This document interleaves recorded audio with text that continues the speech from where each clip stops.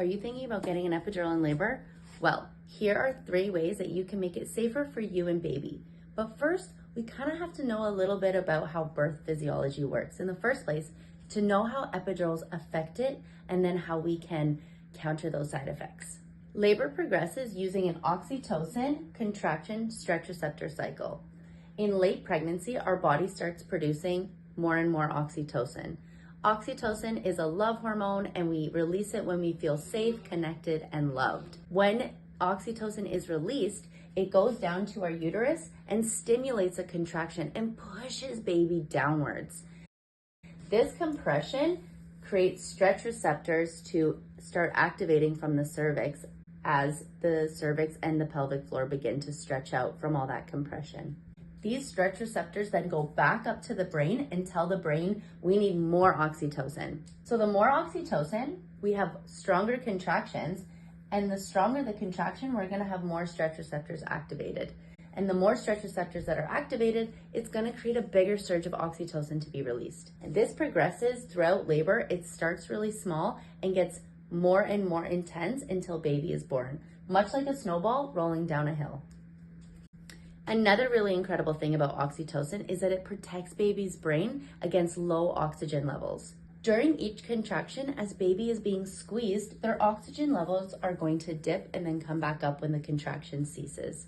The amazing thing is that the maternal oxytocin actually crosses into the fetus and quiets and shuts down baby's brain cells.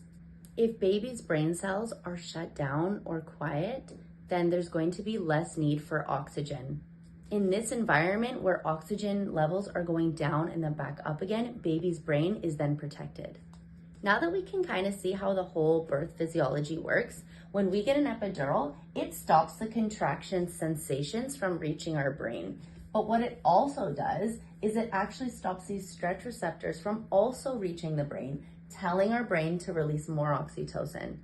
And if this is the case, then we're gonna have less oxytocin being released, which is going to decrease our contractions and have labor kind of slow down or even stall if given too early.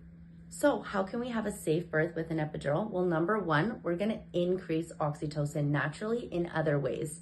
Oxytocin is our love hormone, so we can release oxytocin by staying connected, singing, listening to music, and even looking at wedding pictures or the day that you guys first met with your birth support partner, anything that kind of brings you guys closer together, massages, those things are gonna really help increase natural oxytocin. And remember, even if you get medication to help increase your contractions, that medication is not going to protect baby's brain. So it's always gonna be beneficial to keep that natural oxytocin high. The second thing we're gonna do is wait until about 5 to 6 centimeters until we ask for the epidural. As you can imagine, if we go back to our snowball diagram, it is a lot harder to stop a faster, bigger snowball than it is a really tiny one. So the later you can wait until getting the epidural, it can decrease your chances of having it disrupt this physiological process. Waiting to get the epidural about 5 to 6 centimeters and increasing oxytocin naturally are 2 great ways that you can help create a safer environment for you and baby when you're getting an epidural.